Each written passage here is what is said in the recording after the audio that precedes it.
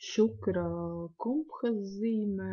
Jā, tātad parasti tiek uzskatīts, ka šie cilvēki ir ļoti patīkami pēc dabas, izglītoti, arī interesējas dzīves laikā par tādiem filozofiskiem dabas jautājumiem.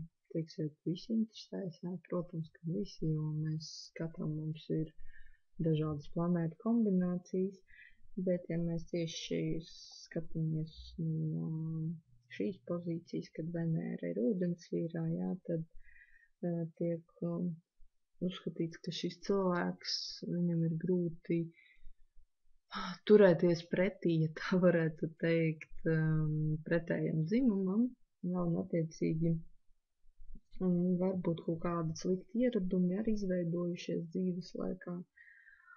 Un patiesībā tie ir cilvēki ar brīvu un tādu patstāvīgu raksturu, neatkarīgu no citiem. Jā.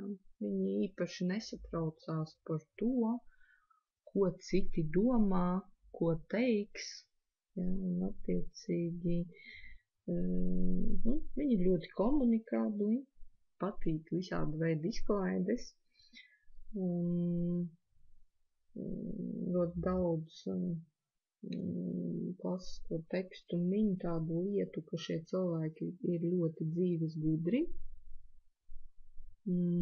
kautrīgi, bet ar savu pārliecību, jā, un attiecīgi viņus pārliecināt par kaut ko citu, nebūs nemaz tik viegli.